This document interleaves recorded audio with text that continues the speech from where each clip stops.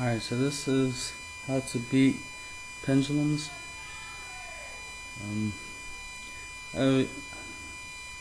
Obviously this series, is how to beat any deck. Mainly with main deck cards, not really side deck cards, because anybody could side in cards to beat anything. That's the easy thing to do.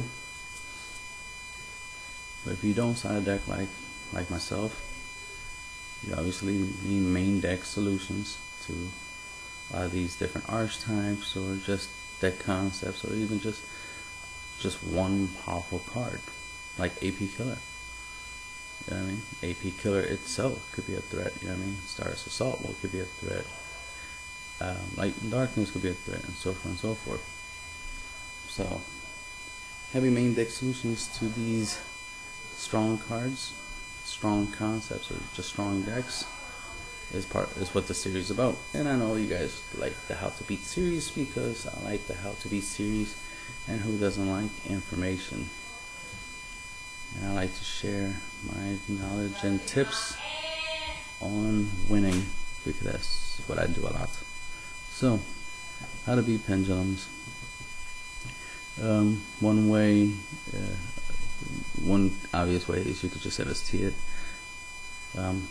Disrupt your opponent's pendulum scale, so popping one of their pendulum monsters, so that way they don't have the scale necessary to perform a pendulum summon, is one useful,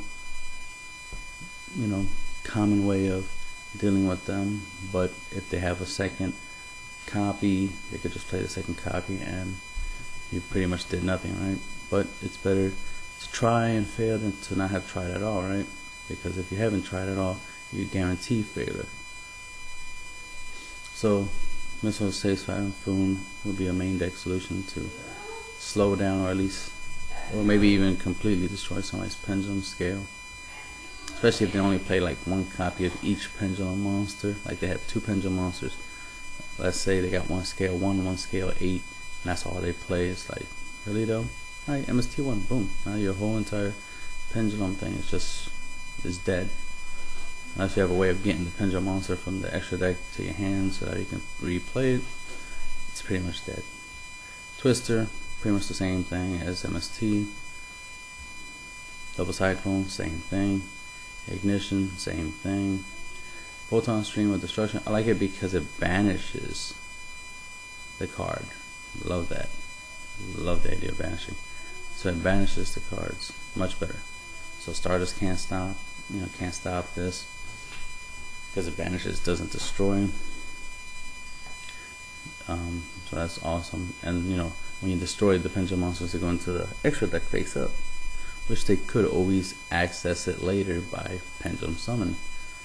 So getting rid of them permanently is much better. Spell Shattering Arrow is awesome because it gets rid of more than one pendulum monster at a time. So when your opponent fills up their pendulum zone, you can pop both of them at the same time with Spell Shattering Arrow, and it inflict 500 damage for each pendulum monster you destroy with this effect, which would be 1,000. So 1,000 comes in handy. Plus, it's a good card in general, because let's say you weaken your opponent, and then you went to main phase 2, right? Then you exceeded, and then you got Cowboy detached, deal 800 points of damage. But your opponent has like 1,000 left. You can Spell Shadowing and pop his 2 pendulum monsters and finish him off that way. Ain't nothing wrong with it. Burn is burn. Plus, Spell Shattering Arrow is good against many other decks, not just Pendulum. It's in my point of view, I'm pushing the concept of playing this card, because it's a really good card. So don't be surprised if you start seeing a lot of my future deck profiles, because it is a really good card, and it's becoming more and more playable. So take into consideration. Plus that burn damage is just lovely. Fairy Winds, same thing as Spell Shattering. It destroys multiples and deals damage. So combining these two in the same deck, lovely. You'll have obviously a lot of field control, and you deal a lot of damage. If you use something like Hain Water, for example, or Curie Photon, or anything similar to that, or even a monster that just won't let you take any effect damage, then that'd be awesome, because then fairy wind won't hurt you, it just straight hurt your opponent. Full house, same thing, pop 2 pendulum, and you could also pop 3 back row.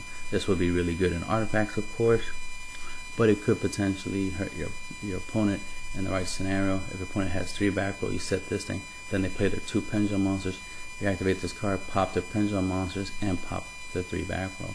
So with one card, you just wiped out 5 cards. So can't argue with that. Them results, right? Phoenix Wind Blast, since destroying pendulum monsters might not be a good idea, because they'll just go on extra deck, and they could always resummon them. Putting them on top of your opponent's deck to slow them down, maybe even if they're playing like Lightsworn build, or they're Sylvan build, or they're playing some type of build where they mess with the top cards of their deck, whether they be milling or excavating or whatever. Wind Blast is a good option because you'll put the cards on top of the deck. So if they're playing Lightsworn Pendulum build, for example, you can put the Pendulum monster on top of the deck. When they end their turn, the Lightsworns will take care of that Pendulum monster for you and send it to the grave. Right? Spiritual Wind Art is a better option than Wind Blast. If you're running a wind deck, it's a much better option. If you're not running a wind deck, obviously Wind Blast is the option you want to go with, because it's generic. But Spiritual Wind Art, it isn't generic, so to speak, because you require wind to activate. But it's really awesome because it puts the card onto the bottom of the deck, which would be a lot harder to reach unless your opponent has a whole bunch of search cards, right? So putting it on the bottom of the deck will definitely be beneficial. Obviously, this would be good against the Quill-Off tool. Putting it straight to the bottom of your opponent's deck would definitely make it hard for them to access it. Not impossible, but definitely harder. A Winged Beast of Giant Dragon.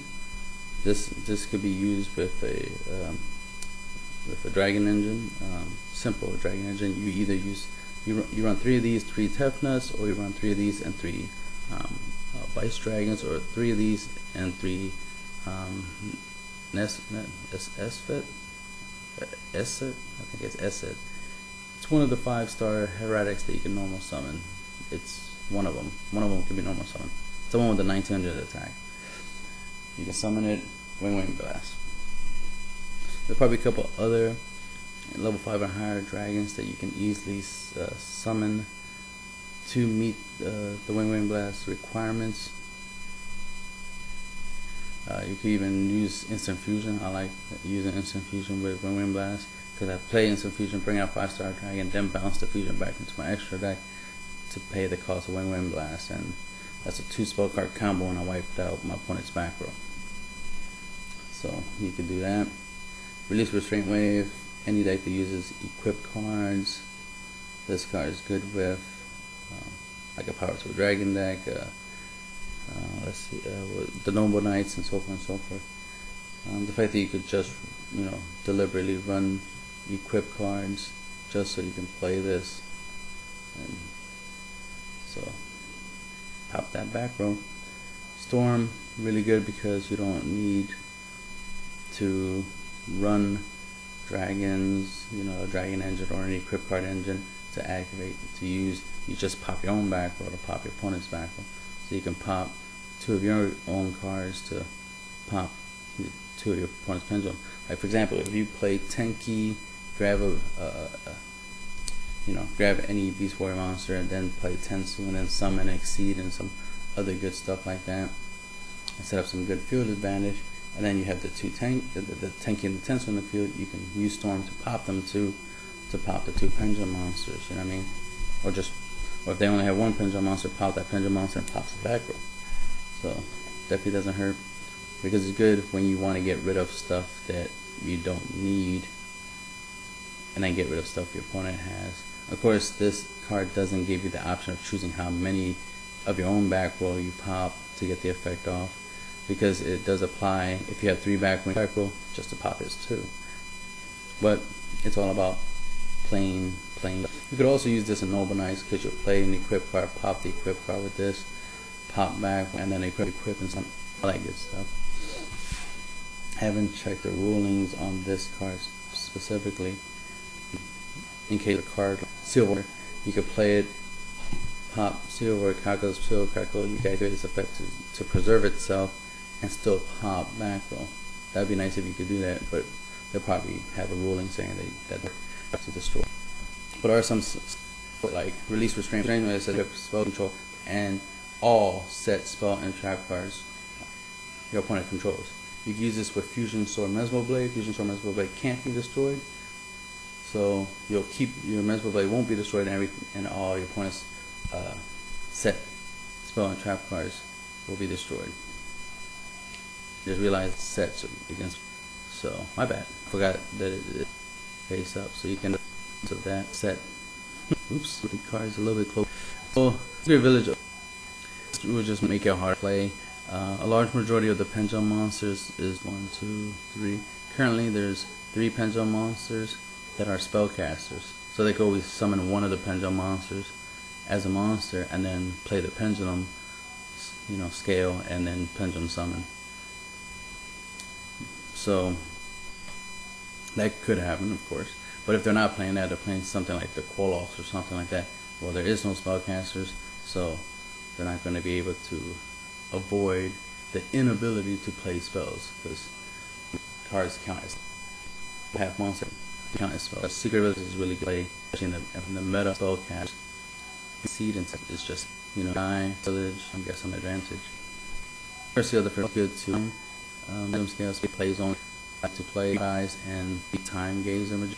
So only pendulums to play the pendulum scale 2 player. So other one you can make a whole pendulum deck, but you shut down maybe one of their key cards that they really needed and shut it down for the whole entire duel. So that's always great at the cost of discarding a spell card. Anti-spell fragrance, this could just prevent them from even playing them, because they can't set them in the pendulum zone, and they definitely can't play them without being able to set them. So this will just automatically shut them down. A lot of people will probably use this automatically, but this is can be main deck. I like the idea of main decking it in artifacts. I like the idea of main decking it in ninja decks, like with Dark Simmergriff and stuff like that. Decks where it's just I want to slow down my opponent's ability to play spell cards, because let's say my deck is a little bit slower. This is good. If you're playing, this is good, of course, if you're playing Bujins, because you could play Kaiser Coliseum, then set this, summon Yamada, activate Yamada's effect during end phase, activate anti-spell for answer opponent's turn, and this will slow them down. This will prevent them from being able to play MST.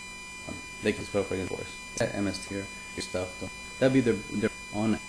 If they don't draw the MST later, for them to play turn, they draw the wait to have the advantage. In general, to definitely charge play when playing charge. The turn they play, reality plays, slowly play a field just so this was the bribe is good. It's generics. You can actually use those. I'm a fan. And then if I spell when it's pendulum checked, but also pendulum monsters you can protect and slash spells, because then you can just drop destroy entire so, yeah. The choke type. Okay. My pendulum monsters will go into your extra deck. So second, the destroy says destroy like pendulum monster deck. But if they're destroyed, don't go to the extra, they'll go to the grave. You don't want going to the deck. Black Flame Drag 8, obviously negating every spell play. Not that different than Notorious B. Like Darkness can shut down. Their pendulum plays.